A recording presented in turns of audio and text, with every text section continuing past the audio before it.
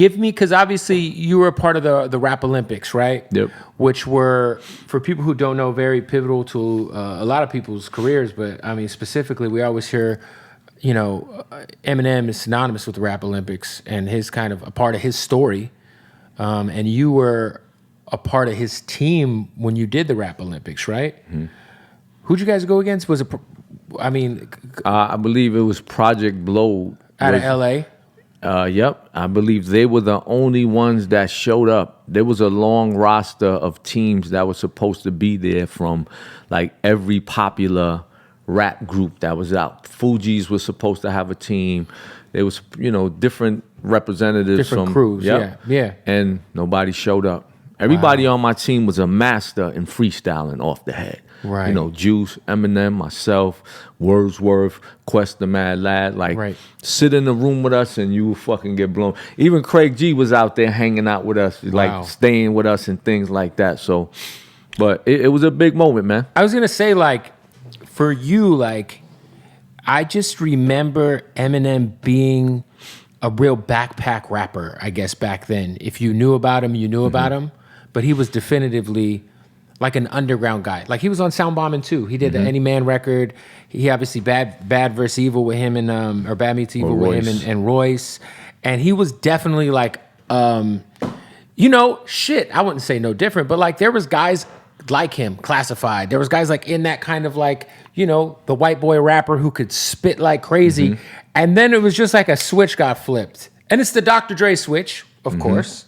But how crazy was that for you to kind of see a peer just go from hey, I'm battling with this dude in the cypher and he's doing the MTV VMAs and he's an absolute superstar. And it's not like Eminem was like a lyrical rapper. Yeah. He was like super a lyrical, miracle, spiritual dude. So if you heard his records prior to him getting with Dre, you would never think he was even capable of making crossover records. I always believed it because... But his talent levels were so crazy. What was that like? Being around M, man, it's like I knew he was destined. I knew because his talent blew everyone away. We had a big mutual respect for what we both were able to do. Now, I knew at any moment something was going to happen for him. And he was really the actual factual truth. I always, when I credit anyone or anybody in the industry, I base everything off skills first. You know what I mean? Most important, that's how it For me, it's skills first. Right. I don't care about nothing else.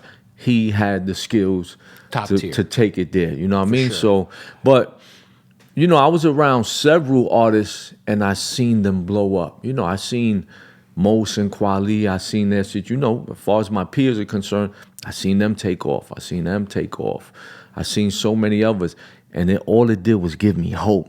It showed me that it's possible. To see the level that M got it to, I'm like, I'm next, I'm coming. And even to this day where I've never had a situation, I've never had a record deal, I've never had any of that. But I always knew if I stay in it to win it and I stay consistent, my day is gonna eventually come. And that's everybody's thing. As long as you put in the work, you will eventually reach that motherfucking status there. Even if I had to do it myself, and which I did. But this is not even the end. I feel like this is not even the beginning. Well, you got a new album with a hope, I'm sorry, fill me in on the producer's name. It's Mateo Getz, my dude Mateo Getz. He's handling all the album, the whole production? He did the entire production. Mateo Getz is from Framingham, Massachusetts. He been my close friend for, since he was a teenager. I would hang out with him in the studio. Him, the entire Havoc House from out there. I met him through my other good friend Jackson. So, Mateo Getz was like, besides myself, man, he's probably the most dedicated person to hip-hop I ever met, where nothing else matters but hip-hop. And him pursuing hip-hop and being a producer and living his life according to hip-hop. So, he came into a financial situation where he's like, yo, we can make an album right now, push it. And he gave me a call. And we decided to work on an entire album. I've never done an entire album with anyone besides myself being the producer, producing the entire album. Right. But like I said, he was my brother. I was happy to do it. We were already working for years. Besides that, he's always produced something on my projects. We've always hung out. We've always just been friends, if that's all we had, you know? But he produced this whole album. He definitely crushed it, all the beats. You know, I actually got everything that I wanted. You know, we worked it slowly because I always wanted to make sure I had the right material, but at the end of the day, we had that polished, you know, finished product that I was definitely like proud of. I was going to say, for you to be a part of so many eras, right, where people will buy vinyl, people buy a CD, and now we got this streaming era of music, TikTok era of music. It's a lot more different. Is it harder to keep adjusting when it's like, it feels like everyone's attention span's getting shorter and shorter? Or, I mean, you have a built-in fan base like that's going to support like no matter what, but how are you evolving with just the business that's evolving from day to day, you know? Evolve or dissolve. Yeah. Like I said, I make sure I stay in tune. Right. I'm not a trend follower. Right. But I will follow what's needed to push what I'm doing. Right. You know, I might not be into certain things or actually even enjoy them, but I know if they're necessary, yes, I'm going to apply along with them and do and evolve as time's evolving. I'm not changing my style for nobody and shit like that when it comes to musically. I think it would be crazy for you to do that because your fans, they expect that crazy shit, right. You know what I mean? But I'm also, in my opinion, I'm one of the most versatile artists ever because I switch so many different lanes. You know, I go from Spanish, Spanglish, reggae. I do fucking nasty shit like Two Live Crew. I do extremely creative. I do massive punchline songs. So, you know, you can't really box me as an artist. I can do the commercial shit all day long, and I could give you the rawest hip hop you could imagine. Yo, I'm not tripping. You had a record on. Did you have a record on one of the Grand Theft Autos? Nah. No. Okay, maybe I'm tripping. You know what? Maybe I'm confused because you were on Game for a little bit, right? Yeah.